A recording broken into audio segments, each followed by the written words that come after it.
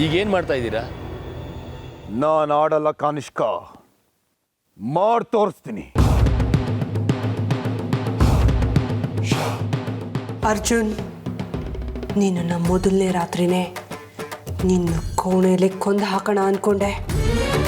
ಆದರೆ ವಿಧಿ ನಿಯಮನೇ ಬೇರೆ ಇದೆ.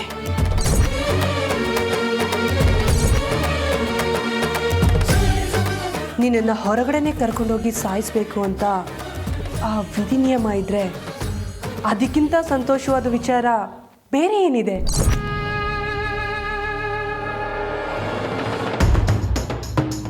ಮನೆಯಿಂದ ಹೊರಗಡೆ ಕರ್ಕೊಂಡೋಗಿ ಸಾಯಿಸಬೇಕು ಅಂತ ಆ ವಿಧಿ ನಿಯಮ ಇದ್ದರೆ ಅದಕ್ಕಿಂತ ಸಂತೋಷವಾದ ವಿಷಯ ಬೇರೆ ಏನಿದೆ? ನಿನ್ನ ಹೆಣ ಕೂಡ ನಿನ್ನ ಮನೆಯವ್ರ ಕಣ್ಣಿಗೆ ಬೀಳಬಾರ್ದು. ಹಾಗೆ ಮಾಡ್ತೀನಿ, ನಿನ್ನನ್ನು ಬೀದಿ ಹೆಣ ಆಗೋ ಹಾಗೆ ಮಾಡ್ತೀನಿ. ನೋಡ್ತಾ ಇರೋ, ಸಾವಲು ನೀನು ಅನಾಥವಾಗಿರ್ಬೇಕು ಅಂತ ಪರಿಸ್ಥಿತಿಗೆ ತರ್ತೀನಿ.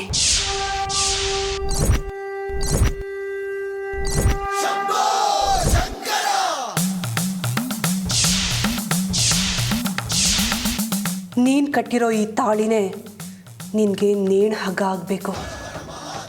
ಹಾಗೆ ಮಾಡ್ತೀನಿ, ನೋಡ್ತಾ ಇರೋ. ನೀನು ನನ್ನ ಮೇಲೆ ಎಷ್ಟು ಪ್ರೀತಿ ಕಾಳಜಿ ಎಲ್ಲ ತೋರಿಸ್ತೀಯ ಅಲ್ವಾ? ಆದರೆ ಅದು ನನ್ನ ಕಾಲ ಕಸಕ್ಕೆ ಸಮ ಕಣೋ.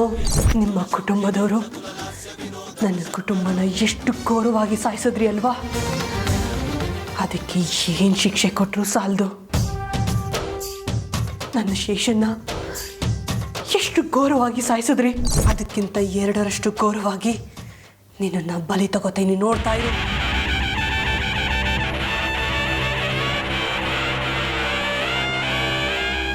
ಈ ಹಣೆ ಮೇಲಿನ ಸೌಭಾಗ್ಯ ಅಂತ ಹೇಳ್ತಾರಲ್ವಾ ನಿಮ್ಮ ಮನುಷ್ಯ ಲೋಕದವರು, ಅದೇ ಸೌಭಾಗ್ಯನ ನಿನ್ನ ಪಾಲಿನ ದೌರ್ಭಾಗ್ಯ ಆಗಿ ಮಾಡ್ತೀನಿ. ನೋಡ್ತಾ ಇರು. ಚೆನ್ನಾಗಿ ರೆಡಿ ಆಗ್ತೀನಿ ಅರ್ಜುನ್. ಎಂದಿಗಿಂತ ಸುಂದರವಾಗಿ ತಯಾರಾಗ್ತೀನಿ. ನನ್ನ ಸೌಂದರ್ಯ ನೋಡಿ ನೀನು ಹುಚ್ಚಿನ ಥರ ಆಡಬೇಕು. ಹಾಗೆ ಮಾಡ್ತೀನಿ, ನೋಡ್ತಿರೋ. ಸಾಯೋಕ್ಕೆ ಮುಂಚೆ ಅಮೃತ ಅಮೃತ ಅಂತ ನನ್ನ ಹುಚ್ಚಿಡಿಬೇಕು. ಹಾಗೆ ಮಾಡ್ತೀನಿ. ಆ ಹುಚ್ಚಲ್ಲೇ ನಿನ್ನನ್ನು ಈ ಲೋಕದಿಂದ ದೂರ ಕಳಿಸ್ತೀನಿ. ನೋಡ್ತಾ ಇರೋ ಅರ್ಜುನ್, ನೀನು ಕಾಯ್ತಾ ಇರೋ ನಿನ್ನ ಮೊದಲನೇ ರಾತ್ರಿ ನಿನ್ನ ಪಾಲಿಗೆ ಏನೇನು ಕಾದಿರಿಸಿದೆ ಅಂತ ನೋಡ್ತಾ ಇರೋ ಅರ್ಜುನ್.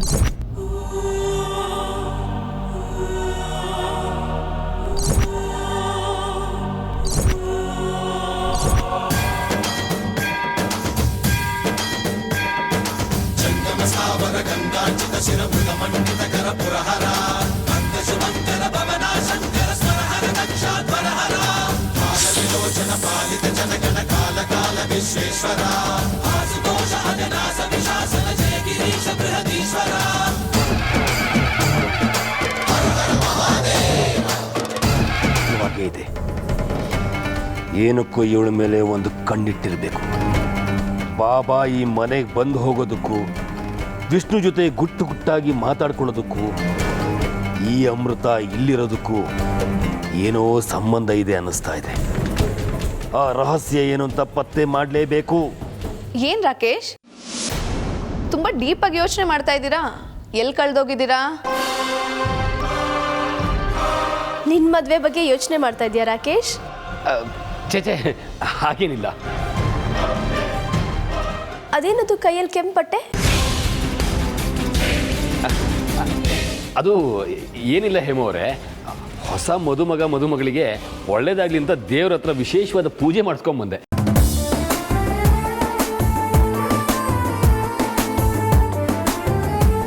ಸರಿ ಸರಿ ಅರ್ಜುನ್, ಹೊರಡ್ರಪ್ಪ ಬೇಗ. ಕಟ್ಲಾಗೋಕೆ ಮುಂಚೆ ಅಲ್ಲಿ ತಲುಪಿಡಿ.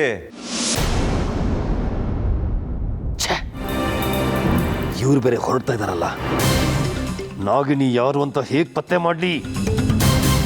ಅವ್ರು ಹೋಗೋ ಅಷ್ಟರಲ್ಲಿ ಪತ್ತೆ ಮಾಡಲೇಬೇಕಲ್ಲ. ಛೇ,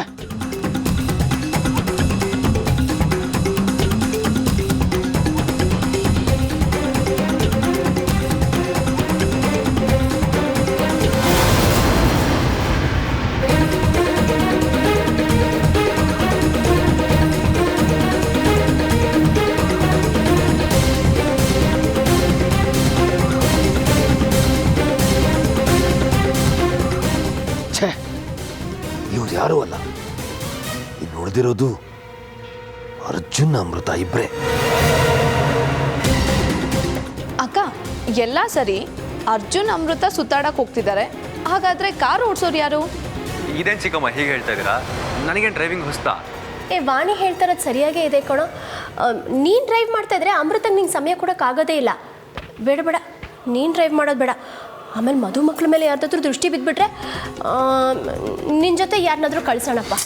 ಅಮ್ಮ ಏನಮ್ಮ, ಯಾರಾದರೂ ಬಂದರೆ ನಮ್ಮ ಪ್ರೈವಸಿ ಹಾಳಾಗಲ್ವಾ? ಹೌದು, ಹೇಮಾವಾಣಿ ಹೇಳ್ತಾ ಇರೋದು ಸರಿಯಾಗೇ ಇದೆ. ಅರ್ಜುನ್, ನೀನು ಕಾರ್ ಓಡಿಸೋದು ಬೇಡ. ಮೊದಲೇ ಈ ಮನೇಲಿ ಆಗಬಾರ್ದದ್ದೆಲ್ಲ ಆಗ್ತಾ ಇದೆ. ಯಾರೇ ದೃಷ್ಟಿ ಹೇಗಿರುತ್ತೋ ಏನೋ.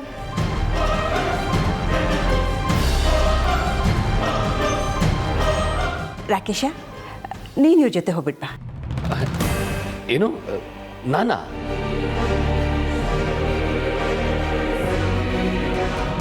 ಅಮೃತ ಬಗ್ಗೆ ತಿಳ್ಕೊಳ್ಳೋದಕ್ಕೆ ಒಂದು ಒಳ್ಳೆ ಅವಕಾಶ ತಾನಾಗಿಯೇ ಬಂದಿದೆ. ಹ್ಞೂ, ಆಫೀಸಲ್ಲಿ ನನಗೂ ತುಂಬ ಕೆಲಸ, ಇಲ್ಲಾಂದಿದ್ರೆ ನಾನೇ ಹೋಗ್ತಿದ್ದೆ. ರಾಕೇಶ್, ನೀವು ಹೋಗೋದೇ ಸರಿ, ನೀವು ಹೋಗೋದೇ ಪರ್ಫೆಕ್ಟು. ನೀವು ಜೊತೆಲಿದ್ದರೆ ನಮಗೂ ಸೇಫ್ ಅನ್ಸುತ್ತೆ. ನೀವೆಲ್ಲ ಇಷ್ಟೊಂದು ಹೇಳ್ತಾ ಇರಬೇಕಾದ್ರೆ ನನಗೂ ಓಕೆನೇ, ಆದರೆ ಅರ್ಜುನ್ ಅಮೃತ ಒಬ್ಬೇಕಷ್ಟೇ. ಗಾಬರಿ ಆಗ್ಬೇಡ ಅರ್ಜುನ್, ನಂದೇಂದ್ರೂ ಡ್ರೈವಿಂಗ್ ಕೆಲಸ ಅಷ್ಟೇ, ನಿಮಗೆ ಡಿಸ್ಟರ್ಬ್ ಮಾಡಲ್ಲ ನಾನು. ಸರಿಯಾಗಿದ್ರೆ ನಾವು ಹೊರಡ್ತೀವಿ, ಹೊತ್ತಾಗುತ್ತೆ. ಅಮೃತ ಅವರೇ, ನಡೀರಿ.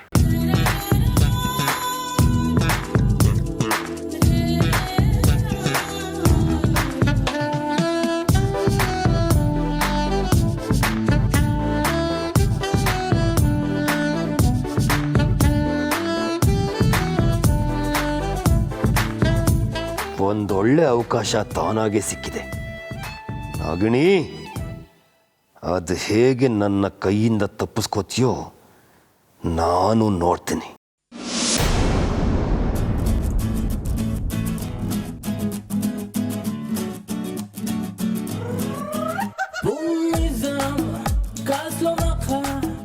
ತುಂಬ ಥ್ಯಾಂಕ್ಸ್ ರಾಕೇಶ್ ಅವರೇ. ಥ್ಯಾಂಕ್ಸಾ? ಅದೆಲ್ಲ ಯಾಕೆ ಅರ್ಜುನ್? ಅಲ್ಲ ಪಾಪ, ನೀವು ಮದುವೆಗೆ ಅಂತಲೇ ತುಂಬ ದಿನ ರಜಾ ಹಾಕಿದ್ರಿ ಆಫೀಸ್ಗೆ. ಅಲ್ಲಿ ಕೆಲಸ ಹೇಗಿರುತ್ತೆ ಅಂತ ನನಗೆ ಗೊತ್ತು. ಅಂಥದ್ರಲ್ಲಿ ನೀವು ಸಮಯ ಮಾಡ್ಕೊಂಡು ನಮ್ಮ ಜೊತೆ ಬಂದ್ರಲ್ಲ, ಅಂದರೆ ನನ್ನನ್ನು ನೀನು ನಿಮ್ಮ ಮನೆಯವನು ಅಂತ ತಿಳ್ಕೊಂಡಿಲ್ಲ ಅಂತ ಅರ್ಥ ಆಯಿತು. ಚೇಚೆ, ಹಾಗೆ ಅನ್ಕೋತೀರಾ? ಇನ್ನೇನು ಮತ್ತೆ, ನೀ ನನ್ನನ್ನು ನಿಮ್ಮ ಮನೆಯವರಲ್ಲಿ ಒಬ್ಬ ಅಂತ ಅನ್ಕೊಂಡಿದ್ರೆ ಹೀಗೆ ಹೇಳ್ತಾ ಇದೆಯಾ? ಅಥವಾ ನನ್ನ ಜಾಗದಲ್ಲಿ ಕರಣೋ ಅಥವಾ ನಿಮ್ಮ ಚಿಕ್ಕಪ್ಪ ರುದ್ರನೋ ಇದ್ದಿದ್ರೆ ಈ ಮಾತು ಹೇಳ್ತಾ ಇದೆಯಾ? ಇಲ್ಲ ತಾನೇ? ಮನುಷ್ಯ ಮತ್ತೆ ಮನುಷ್ಯನ ಮಧ್ಯೆ ಸಂಬಂಧಗಳಿರೋದೇ ಈ ರೀತಿ ಒಬ್ರಿಗೊಬ್ರು ಆಗಲಿ ಅಂತ. ನೀನು ಆರಾಮಾಗಿರೋ. ನೀವು ಹೇಳೋದನ್ನ ಸರಿ ಬಿಡಿ, ಒಟ್ಟಿನಲ್ಲಿ ನಮ್ಗಳ ಮೇಲೆ ಇಷ್ಟೊಂದು ವಿಶ್ವಾಸ ಇಟ್ಕೊಂಡಿದ್ದೀರಲ್ಲ, ಅದೇ ಖುಷಿ ಅಲ್ವೇನ್ರಿ ಅಮೃತ ಅವರೇ?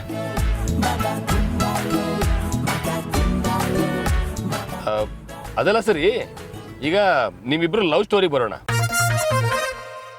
ಅಲ್ಲ ಅರ್ಜುನ್, ನಿನಗೆ ಇಷ್ಟು ಸುಂದರವಾದ ದಂತದ ಗೊಂಬೆ ಎಲ್ಲಿ ಸಿಕ್ಕದ್ದು? ಅಯ್ಯೋ, ಅದೊಂದು ದೊಡ್ಡ ಕಥೆ. ಇವಾಗ ಯಾಕೆ ಆ ಪ್ರಶ್ನೆ? ಹಾಗೇನಿಲ್ಲಪ್ಪ, ಈಗಿನ ಕಾಲದಲ್ಲಿ ಇಷ್ಟೊಂದು ಸುಂದರವಾದ ಸುಸಂಸ್ಕೃತಿ ಇರುವಂಥ ಹುಡುಗಿ ಸಿಗೋದು ತುಂಬ ಕಷ್ಟ ಅಲ್ವಾ? ನನ್ನ ಕುಲವೈರಿ ಅಮೃತ ಈಗ ನನ್ನ ಹಿಡಿತದಲ್ಲಿ. ಪರಮ ವೈರಿಗಳಾದ ವಾಸುಕಿ ವಂಶದ ಕೊನೆಯ ಕೊಂಡಿ ಅಮೃತ ಸಾವಿನ ಬಾಗಿಲನ್ನು ತಟ್ಟೋದಕ್ಕೆ ಸಿದ್ಧವಾಗು. ಈ ಹೋರಾಟದಲ್ಲಿ ನಾನೇನಾದ್ರೂ ಸತ್ರೆ ನನ್ನ ಪ್ರತಿನಿಧಿಯಾಗಿ ದುಪ್ಪಟ್ಟು ಸೇಡನ್ನ ತುಪ್ಕೊಂಡು ಅವಳು ಬಂದೇ ಬರ್ತಾಳೆ. ಇಲ್ಲಿ ಬೇರೆ ಯಾವುದೇ ಶಕ್ತಿಗಳಿಗೂ ಪ್ರವೇಶ ಇಲ್ಲ. ಅದ್ಯಾರು ಬಂದು ನಿನ್ನನ್ನು ಕಾಪಾಡ್ತಾರಂತ ನಾನು ನೋಡ್ತೀನಿ.